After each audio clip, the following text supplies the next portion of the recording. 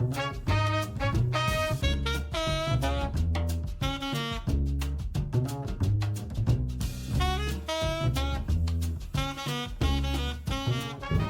back to those of you who came in. Welcome to those who are new to this. As you know, this is our Civics 101. This is not political, it's government. Know your government. So interesting fact, on the radio today, I heard about the revolution, they were talking about the revolution and the founding of the country. And Thomas Paine talked about the necessity of an educated populace. You need to know your government as they're developing the government of this new country.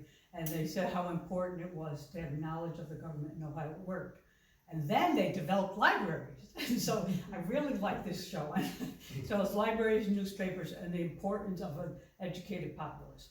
So you guys are doing your work here by learning about it, and these guys are helping us by, one, being legislators, and two, coming to tell us about them.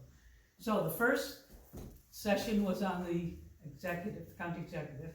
Last week was comptroller, and this week is the county legislators. Mm-hmm. So Will is the chair of the legislature, and Brendan is the county legislator for this particular district. Both of them are in Hyde Park. So we're going to ask that Brendan will start by telling us about the legislature, what it is to be a legislator, and then you will tell us how you become chair and what that entails. Yeah. Fair enough? Awesome. All right, thank you so much for being here. We'll all hear. Thanks for having us. My pleasure. Good evening again, everybody. So thank you very much for the invitation. I appreciate the fact that you invited us here. Also appreciate the fact that you're holding these series. This is excellent. So Dutchess County is one of the chartered counties in New York State. Counties in New York State can be chartered, but do not have to be. Dutchess County is one that is chartered, meaning it has its own county government. There are other counties that have a much smaller county government, do not have a county executive, do not have a county legislature. Head up to Columbia County and you have a board of supervisors that are elected by the people, and they function somewhere between committees, legislators, and executives to a degree. So it's a very different system of government. So if you're in a chartered county, you actually have the three branches of government that are elected by the people. The county legislature for a long time was actually 35 members, and a little over 2 decades ago was reduced to 25 members. Currently it's 25 members. County legislature has a budget of about $600 million per year, and a lot of that money is going to be coming from the state and the federal government in terms of grants, particular funding streams, and so forth. So the county government actually plays a lot of roles in Dutchess County. 5 independently elected executives. You have the county executive, the county clerk, the district attorney, you have the comptroller, and you have, always coming back to the 5th one, I saw. The sheriff. The sheriff, thank Yes. you. I always remember 4 at one particular time. Is always the one that I forget at the end. Yes, the sheriff, right? So if you think about it, they're independently elected.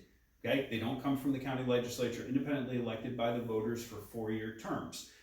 The role of the legislature when it comes to those executive departments is to actually allocate annual funding for them so that they run their departments throughout the entire fiscal year.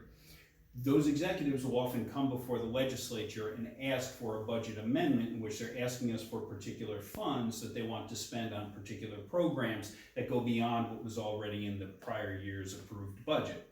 So that's a function of how we work in the legislature. The county's central role is the largest form of local government in New York State, or counties, with the exception of New York City, which has 5 counties that are lumped in. So the idea of the county is that it's a large enough political subdivision in New York State, but not so large that it can't deliver services, but also not terribly small. So it fits in that middle ground. Board of Elections, we go to vote. That's run by the Dutchess County Board of Elections. Other counties run their Board of Elections. Again, enough resources to get the job done, but not too large or too small. Also, if you think about this, we have DOT here. Department of Transportation provides services on behalf of New York State. Imagine every plow coming from Albany in the wintertime, right? So understanding the interplay you have with local governments. How does Dutchess County exist? How does local government exist? The New York State Constitution allows for there to be political subdivisions that are under a unitary system, meaning New York State says you can have a local government, and the structure of the local government can be determined if voters want to. I believe it was in 1967, the voters in Dutchess County said, yes, we actually want to create a chartered county. And so they did that with the legislative, executive, and judicial branch. So the way that all interplays in terms of our job in the legislature, our job is to actually look at the budget requests that come in, other legislative requests that come in from different executive departments, to actually initiate any particular policy that we see that we want to try to get through the legislature ourselves. That's the central role we play, because the county executive has the budgetary authority to present a budget, but it's our responsibility to look through the budget and decide whether we want to allocate money in each of those categories for exactly how much the county executive wants, or the sheriff wants, or the clerk wants, or if we want to amend the county budget on the spot or after the fact. So in a lot of ways, we are the body that comprises the 25 members that represent directly a smaller number of constituents. And the idea of this legislative body is we are more directly connected with each of the constituents in our different districts by comparison to executives. While they represent everybody in the county and they see many people in the county, they can't be everywhere in the county. They can't be in every district all the time. It's just a simple matter of math. We have the ability to be in district more easily and talk to more people. We also serve as a conduit between different forms of local government, other towns and villages and so forth that connect to the county. When the county decides it wants to have community development block grant money that's made available, the legislature can approve that. And we can also say, hey, I would like to write a letter in support of this particular thing to make sure that we can have this particular thing that's here for our town or village or whatever it happens to be. So part of what I love about local government is the fact that we have the public coming to meetings. It's one of the great things about local government. You can't go and stand there in front of Congress and actually go ahead and address Congress. You can't do that up in Albany. But the county legislature, you can come on any meeting night, have 3 minutes to speak on any topic that's on the agenda, and on board meeting nights, anything that's on the agenda or any other county business. We stand there and we talk before the meeting with each other and with constituents and just members of our community. We do that afterwards as well. We have local government that must be responsive to the people we represent. And it's one of those great things when people come into that room and they actually want to talk about the issues that are on the agenda. They want to have conversations with us beforehand and conversations with us after. It's just that great community feeling that you have in local government that you really can't get in a lot of other places. And so that, I think, is one of those things where it's great that we have this Know Your Government series, because recognizing that here, we're also in another local government. We're here in this library. The town runs the library, but the library itself has a board of trustees, all right, is going to have a director, right? There's an interplay between the two. On top of that, you have Statsburg Library as a separate library district. We have a fire and water district. I work in a school district. So you have all these other local governments that exist as well, and there's an interplay between all of them, and anybody from the public can show up at any of them.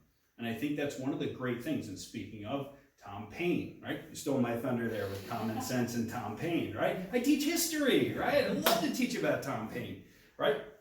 Knowing your government because you're educated, because again, rejecting a king and embracing your neighbors, that you are just as much a sovereign as your neighbor is a critical component to our democracy. And being able to enter into a library and have a conversation organized in local government is really, really critical. Because it's a government of we the people. And here we the people are, a small number of us in this room, but this is happening everywhere in the country. You have local government, you have people in community coming together, and it continues to be the hallmark of our democracy.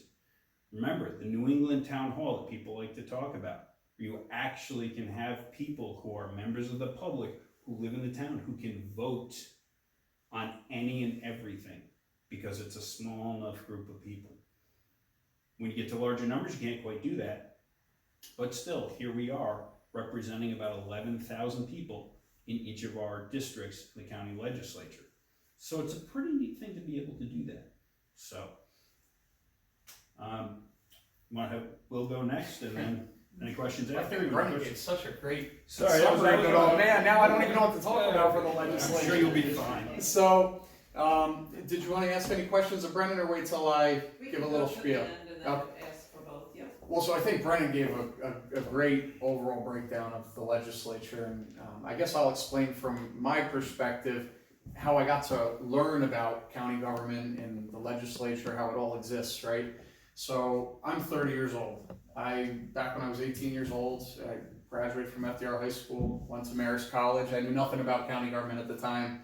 All I knew was that I wanted to get involved in one way, shape, or form. And my freshman year at Marist, I reached out to the county executive's office, and at the time, it was a brand new county executive, Mark Molinaro, who had just become our county executive. And I reached out. I said, I'd like to learn more about county government, how all this works. I'm a finance and accounting student at Marist. And so he said, sure, come on in, learn about how we budget as a county. You can work in our budget office and the executive's office.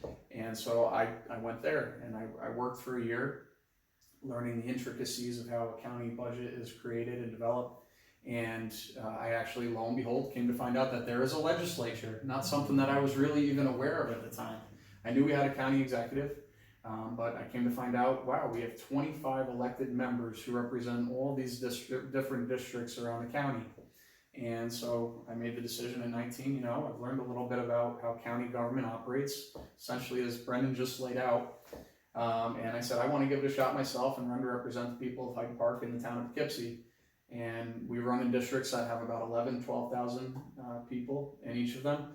And so I thought, you know what, it's doable. Let's get out there and knock on every door, because that's what you can do in local government. You can get out there in your communities, meet the people, so that you know who you're representing and that they know who their representative is. So when they're in need or they have any issues, they know who to reach out to so that you can help them. And my big question when I ran the first time was, do you know who your county legislator is? And it turns out a lot of people don't know who their county legislators are. And so I said, well, that's the difference that I'm going to make. You're going to know that I'm your legislator, and you're going to be able to reach out to me, and I will do good by you at county government. And if there's anything that I can help you with, I will be here, open and available. And so now, 10 years later, fast forward, somehow I become the chairman of this body, something that I never intended. The first resolution that I brought forward in my first term as county legislator, I thought it was very important that we have term limits. Term limits don't exist at most levels of government because most politicians, turns out, don't like having limits on how long they can serve. And so I brought forward a bill, and it was defeated 3-22 in my first term in the legislature. 2 of the yes votes happened to be the Hyde Park legislators, myself and my colleague Hannah Black, formerly in the seat that Brennan holds today. And so we were 2 of the votes that voted in favor of it. It was defeated, but the way that government works, after a term's completed, you can bring back old business before the body with a new term, new membership. We brought it forward again, and it passed unanimously. So here we have term limits that county legislators can serve 6 2-year terms. The executive can serve 3 4-year terms. The comptroller can also serve 3 4-year terms. Interestingly, the sheriff's office, the district attorney, and the county clerk are New York State constitutional positions. Those are not ones that are impacted by term limits, so we cannot set the amount of terms or how long that those individuals can serve. Only the executive, the comptroller, and then the members of the legislature. So here I am 10 years in to 12 years, and my belief has always been that the government and the people are all better served by having new, fresh blood and new ideas come in rather than the same old stale people who are in office and just are in there for whatever. So 10 years in, I made the decision to run for chairman of the body, knowing that this would be my final term in the legislature. I previously served as the majority leader, so I guess I can touch on that. That's something that there's leadership in the county legislature. You have 25 members of the legislature, and you have 2 caucuses. You have the majority caucus and you have the minority caucus. No different than the United States House of Representatives works, or the New York State Assembly, for instance, works. You have a majority party and a minority party. And so you have the majority leader and the majority whip. which is the person who is the assistant to the majority leader. And then likewise for the minority caucus, you have the minority leader and the assistant minority leader, minority whip.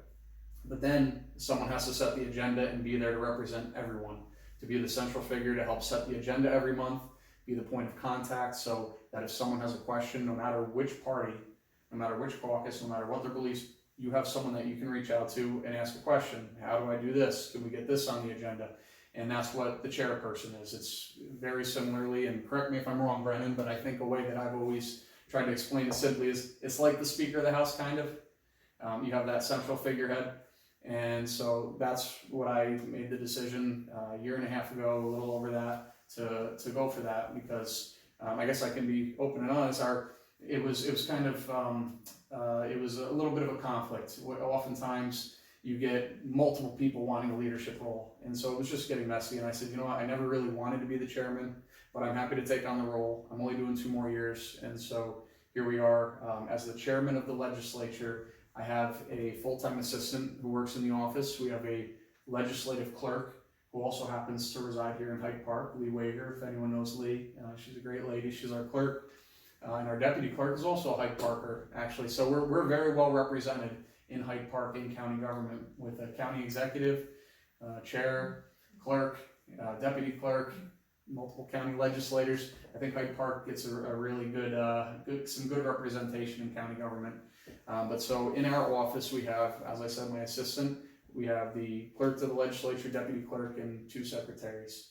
And we are there to make sure that we are setting the agenda for each of our meetings, because every month we have committee meetings where we bring forward resolutions for the month, and they go through 6 different committees. We have a committee process. We have the Budget, Finance, and Personnel Committee, the Public Safety Committee, the Environment Committee, we have the, did I say environment? I said environment, Budget, Finance, Public Safety, Public Works and Capital Projects, Environment, Government Services and Administration, and Family and Human Services, 6 committees. And each of those committees individually is comprised of 12 members. You have the chairperson of each individual committee, who is not me. It's a separate member of the legislature.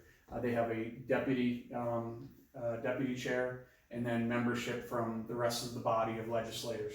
Most legislators serve on 2 committees. Brendan, you're on public safety And environment. Public safety and environment. So, for instance, Brendan is on public safety and environment. So, when we have our committee meetings where we're having our initial discussion on a given agenda item, the members of that committee meet and have a vote on that committee. So the 2 that Brendan votes on are those. And often at the very beginning of the term, the chair will reach out to the 25 members as a whole to say, where do you see yourself? Where is your expertise? What committees do you think that you could add the most to our county, that you could give strong input to? And so that was the first challenge that I had when I became the chairman, was I needed to reach out to all members and say, which committees do you want to be on? And of course, everybody wants to be on budget, finance, and personnel, it seems like, because it's the big committee. The biggest task that we undertake as a county legislative body is the budget adoption process, which, as Brennan alluded to, it's a $631 million budget, at least for this year in 2025. And it's a process that we will begin undergoing very soon. The county executive brings forward the executive's budget towards the end of October, gives a presentation to the legislature, hands it over to us, and then says, here you go through this and figure out what it is that you would like to amend, any change that you'd like to make, and then it goes through us for about a 1.5 month process where we move to adopt in December. And so that is a very big undertaking, and a lot of people want to be a part of that process because it's such an important process. But obviously you can't have more than 12 people on an individual committee, so you have to go through, pick and choose, and figure out who's best fit where. So that was the first big task I had to undertake as chair. I think we've done a very good job. Chairman is elected every year, so in January you have to elect a new chairman. Even though we're in 2-year terms, it is only a single-year position. And so last year was my first year as chair. We went through this whole big budget process at the end of the year, and we were actually able to historically come away with a 23-2 bipartisan budget. I think we had a very strong, transparent process last year where we were able to all sit down as individual legislators and talk amongst one another about what the needs are of Dutchess County and really work together. And I don't think there was much fighting, honestly. It was actually a pretty good process this time around, because being there for 10 years, we've had a few years where it's been rough, where it gets politicized, and that sucks. No one benefits from that. It's good where we can all sit down and work together and not say, no, majority says we're only doing this, minority, you don't get anything. That is not how government should ever work. And in any years where that has happened, I think it's wrong. And it happens, honestly, far too frequently across this country anymore. We have such polarization, and really, truly, one of the things that I wanted to accomplish as becoming chair was to try and bring some more cohesion together for all of our members of the legislature. And I think we were able to do that in last year's budget process. And I truly hope that we're able to do that again in this budget process coming up for the end of this year, looking forward to next year. So I think I gave you a pretty good breakdown of chair. If anyone has any questions, I'm happy to answer. Thank you all for having me here. I love this library. I mean, my cousin Tara Tembrock, you know my cousin Tara, I'm surprised she's not here. I wish she was. I swear she must have been here now for 20 years, which is 2/3 of my life. And so as a kid, as a young kid, I would come here and I'd go play in the playroom or whatever, read books here. And it's just a great institution and asset to have the library here in our community.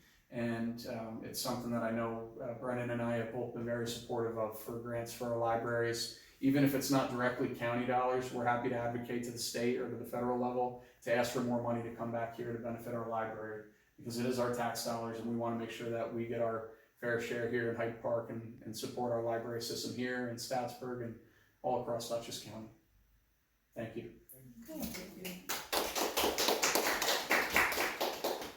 Please. You mentioned that anyone can come to your meetings and talk about what's on the agenda. What if you want to say something about not on the agenda? How is that, what's that process? So on the full board meeting night, which is the following Monday, so we have committees on Thursdays, usually following Monday. And then after we go through the business agenda, at the end, anybody can speak on any topic of county business for 3 minutes. So if you want to come and speak about anything at all, please feel free. Bring as many people as you want. And in previous years, that has been, I guess, a little bit controversial in the sense that there have been times when people say we wish at the beginning of the meeting we could speak on any agenda items. But the thought process on it all these years has always been, let's stick to things that are on the agenda, the arguments, the debates that we're going to be making. Come speak to us and let us know at the beginning of the meeting what topics that we're discussing tonight. Please speak about those. And then after the meeting, we can bring up new items. Sort of like any meeting, you have old business and then you have new business. You speak about what it is that's the topic at hand, and then for anything afterwards, let's bring it up. And if it's an issue that we can address, we can certainly look into it for a future month. Yeah. You are running for county comptroller? Yes. What happens if you lose? Are Yeah. you still the chairperson? Yeah. And you hold? Nope. I'm running for county comptroller, which I'm obviously here to talk about the legislature tonight. But Right. if I lose, you can only run for one office at a time. And as I Okay. said, I've been 10 years now in the legislature. My time has come to its end in the legislature, so no, I could not be chairman. If I lose, I'm out of government, which, you know, frankly, I work a full-time job in construction. I manage the finances for a family-owned construction company. I'm doing fine in my private life. So if I wasn't to win, it is what it is. I certainly hope to win because I would love to continue to be involved in county government. I sort of got the idea that yours was you had a full-time position because of that whole staff that you have. Oh, I know. But Yeah. you probably sure. It is, speaking, and sorry to cut you off, sir, it really is eye-opening going from being like just a county legislator representing your district to then being the chair and responding to all the concerns countywide. It really does feel like a countywide position being the chair because you're responsible to all of your members of the legislature. I mean, I'll give you an example. One of our legislators who represents Pleasant Valley, LaGrange, and town of Poughkeepsie called me last night on a Sunday night to say that one of his neighbors continually keeps calling the dog warden in LaGrange because the neighbor's dogs keep barking. And he says that the neighbors keep getting the dog warden to show up at their house. And they're insisting their dogs aren't barking loud, but the one neighbor is very upset about it, and so wanted to know what can we do about this issue. And so it's not a county legislative issue. It's not something that Brennan or I can wave a magic wand and go and address. But I gave him my perspective on it. Is that town code obviously you have a dog warden in your town of LaGrange, you need to speak to your town supervisor, and the town supervisor needs to speak to the dog warden, and you need to address this directly with the concerned resident. And so I think that's the direction he's heading in. But to your point, it does feel like a full-time job because, again, that was my Sunday night, having a nice phone call about that. But it's what we signed up for. It really is a 24/7 job. We put our phone numbers on everything. When we're out handing out palm cards or on our websites or on county government, we have our contact information so that if there is a concern, that the people can reach out, and we're there to help them no matter what time of day it is. Brendan, you are on the public safety and environment committees. Mhm. What are the big issues that those committees are working on now? So, a lot of what we see for public safety comes from the sheriff and the district attorney's office. They're the ones who often send resolutions to us. There's the real-time crime center that was gotten up and running, that was proposed by the district attorney. The sheriff does sometimes request extra funds, and in addition to both the district attorney and the sheriff will actually get money from state grants that they bring in to use on particular programs. And so they ask us, because I think we are required, if we're amending the budget, even if we're receiving the money, we actually have to pass an amendment to the prior year's budget to have that happen. For the Environment Committee, I'd say the largest thing is looking at the incinerator in the county, the waste diversion. So in last year's budget, because we worked together, we were able to get a waste management consultant who's going to look at the trash that's being incinerated and actually say, okay, so here's what's going into your trash, here's what's actually being incinerated. And then of course the next step would be, once we know what's going in, how do we divert it and prevent it from getting incinerated? And hopefully that will allow us to save money over time at the county level, and then hopefully for residents, they're putting less stuff in the trash, they can divert it elsewhere, whatever it happens to be. So I think those are two central focuses that we have. And then of course looking at what else is available from the state and the federal government in terms of grants or other funding streams. And what's the real-time crime center? So what that does is that takes, it puts up some extra cameras. And when I say extra, you have some municipalities, some businesses that have cameras that they've set up themselves that will record activity. But this also allows this company called Flock to come in, and they put up some other cameras, and it takes that information and then sends it to this center, and all the data is processed at the center. And if there's what's considered suspicious activity, something that's unusual, it'll actually flag it, and then you actually have somebody at the real-time crime center who can look at what's actually happening on the video and figure out, is this actually suspicious activity, or is this something where you just had a cat run in front of the camera and that, tripped the thing, so. And just to put an example to that, so recently, I think it was last month, there was a shooting in the city of Poughkeepsie, and it was like 2 o'clock in the morning. And so obviously, there's not many witnesses to something like that. But if you have flock cameras, which are attached to the real-time crime center in that vicinity, and a gunshot goes off, it immediately detects the real-time crime center that a gunshot was fired, and it can detect a license plate that was right there fleeing the scene. So it's something where it gives us eyes on where a crime can occur, utilizes artificial intelligence, and it really is a good way for us to move forward. I mean, as technology is advancing, we can really utilize that to track down some people who are committing bad crimes.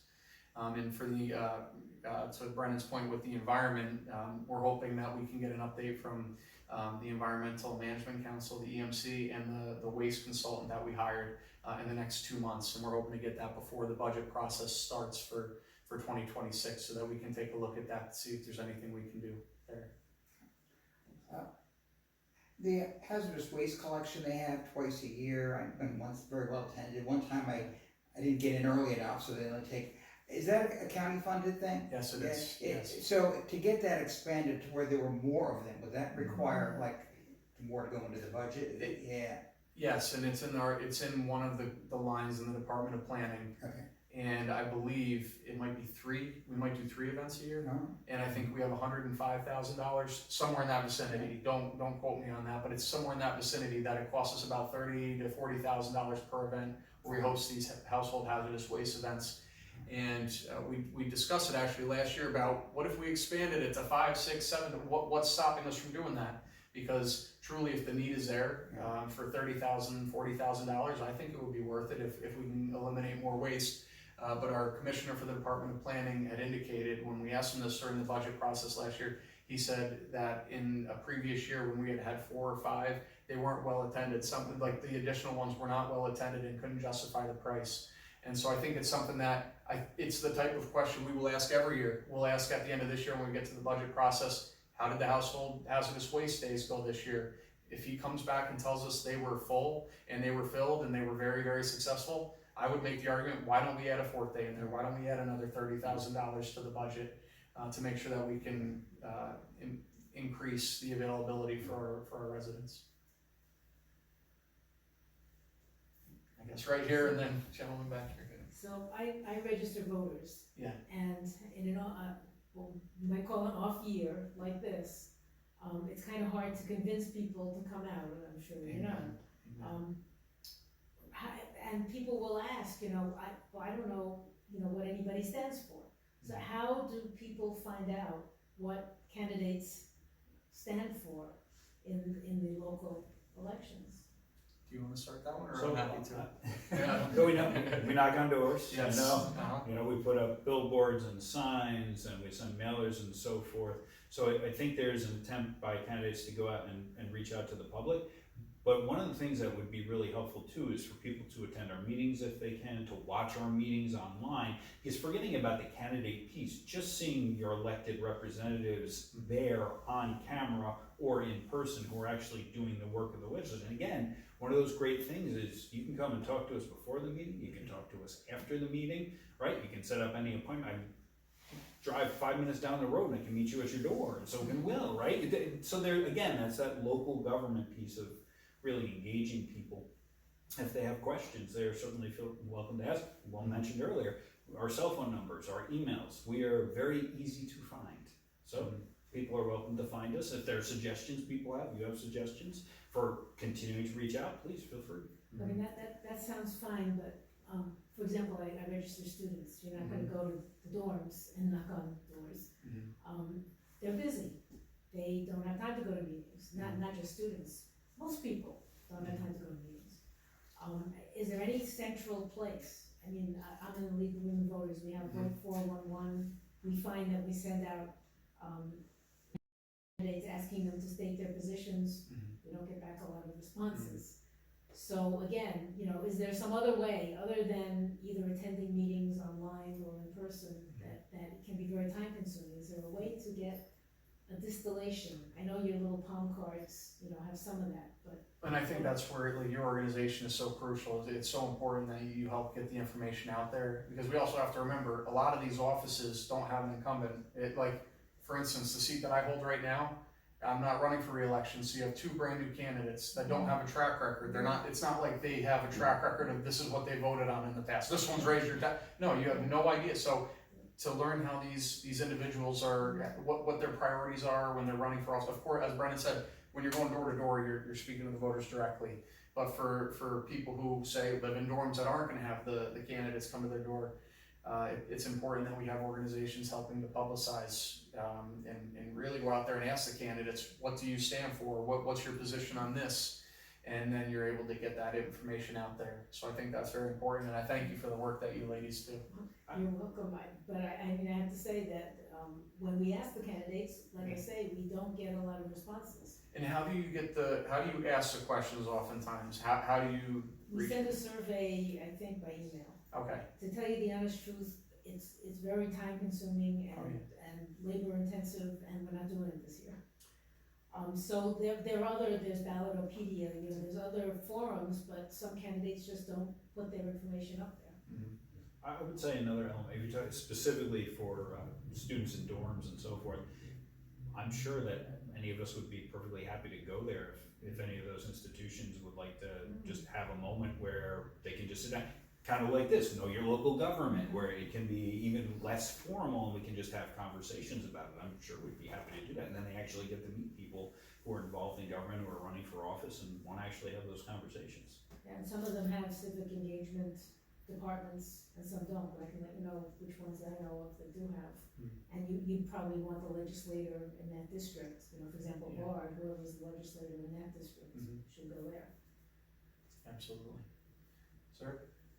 This may be for you, Mr. Lawler. Is the Fire Training Center groundwater remediation on your radar? Yes, that's been something that's been brought up. I know that the level of contamination is pretty significant in the area.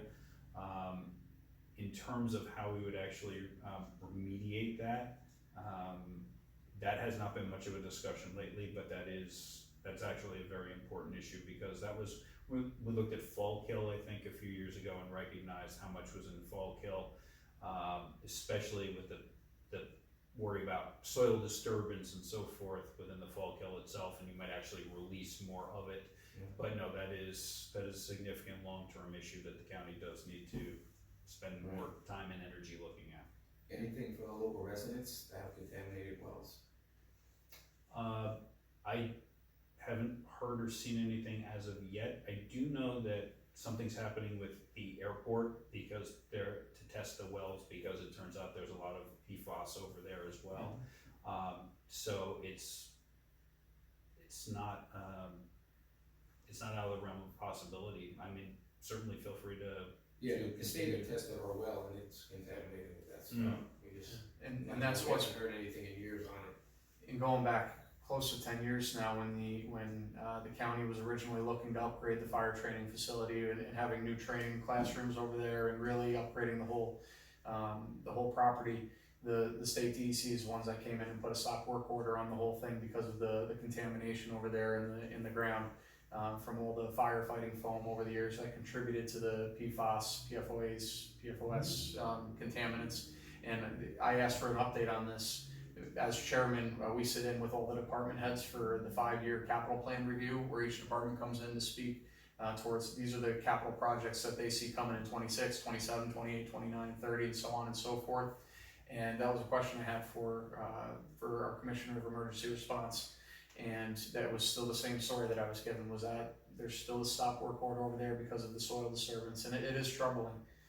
Because you look at like the firefighting building where they do a lot of their training.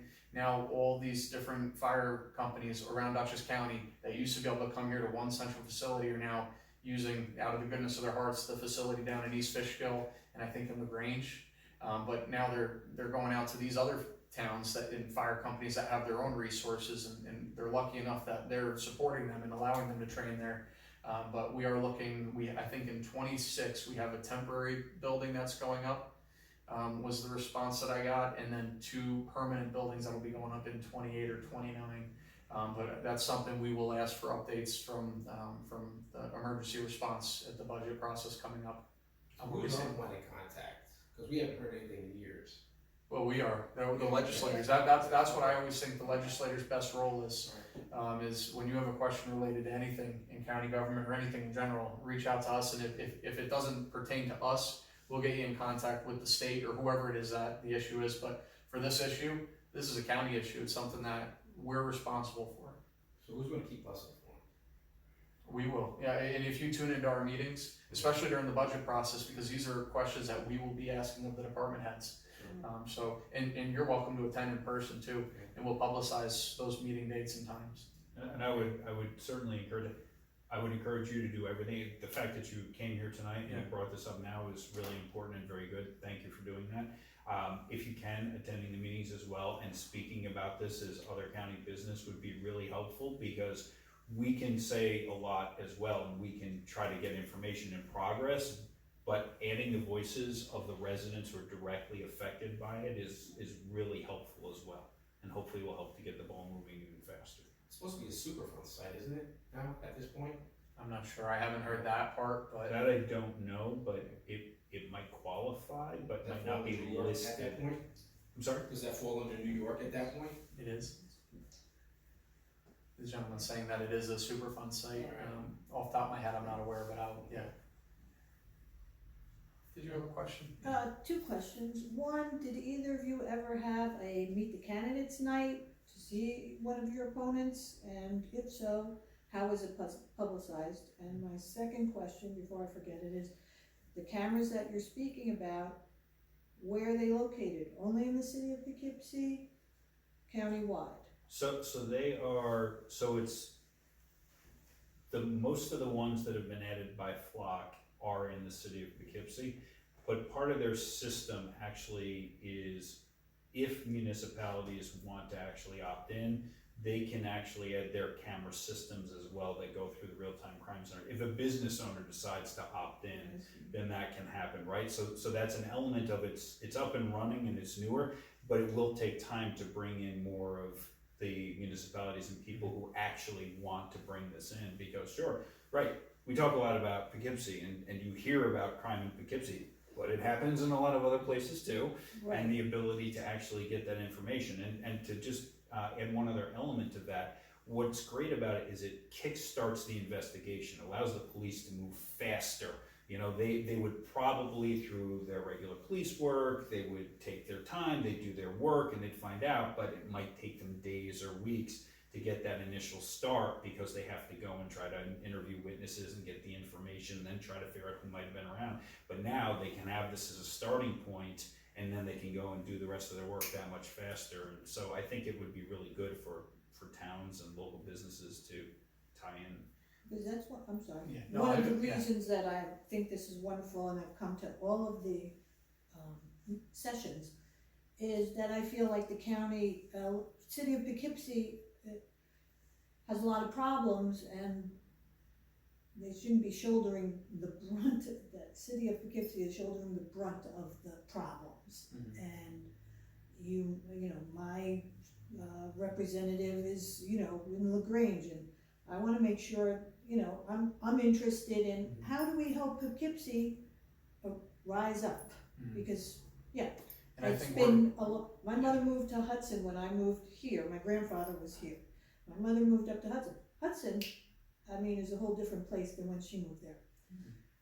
Yeah, Beacon, a whole different place than when I moved up here. Poughkeepsie, not so much. Pretty much the same as it's been for 25 years, still struggling. And I think it's that's my concern.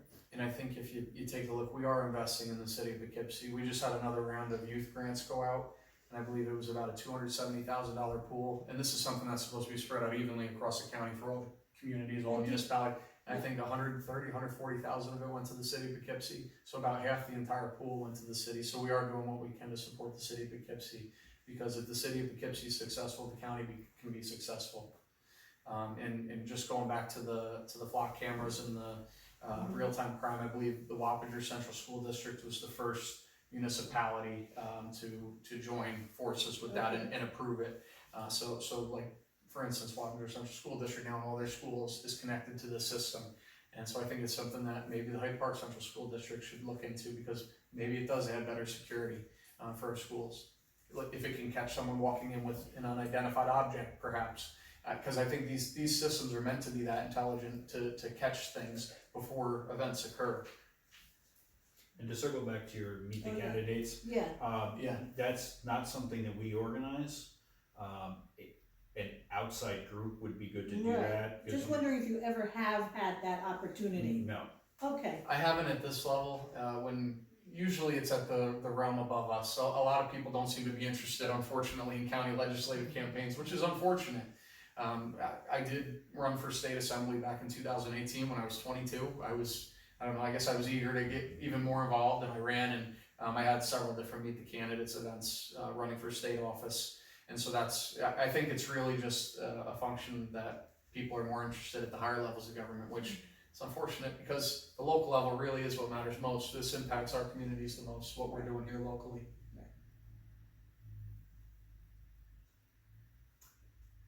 Thank you for answering all of my questions. Of course, we had a lot. we're happy to.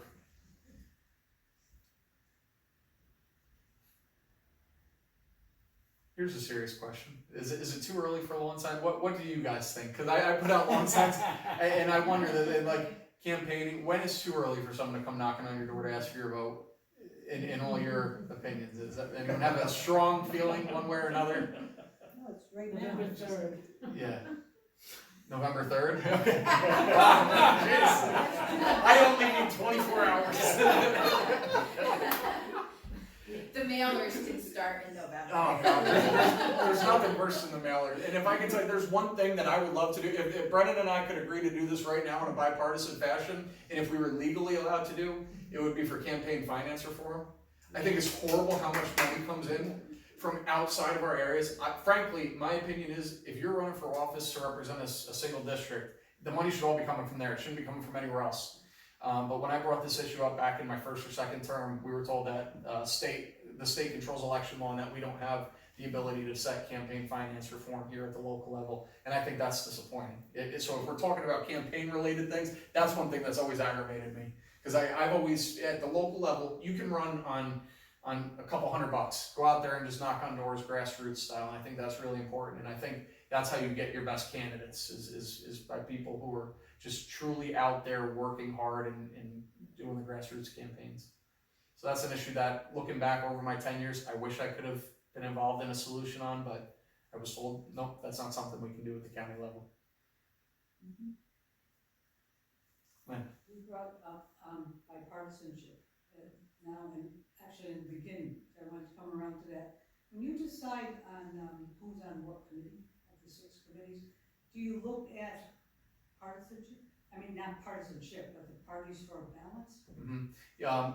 The most important thing is, it really is, I took like what are they called, the graphs where you put like the circles and Venn diagram. Venn diagram, sorry, I'm not a teacher, I don't know. You look at it as really, you have 6 circles as one big Venn diagram and you're just trying to fit it all in. So I mean, something that I did that no Republican has done in, I don't think ever, was appointing a Democrat to be a vice chair of a committee. That's not something that's been done. You see that at the national level, at the state level, whichever party's in power puts all their party into control, everything and every single part of the process. And I was fortunate to be able to put forward a Democrat from the city of Poughkeepsie to be the vice chair of one of our committees. But truly, everybody's voice means a lot to me. If someone reaches out with a concern from amongst anyone in our body, I take it very, very seriously, and I don't like partisan politics. Because the whole government is based on it, right? That give and take and learning from each other. Yeah, I guess no one has any other questions? All good? All right. So I just want to say that thank you again very much.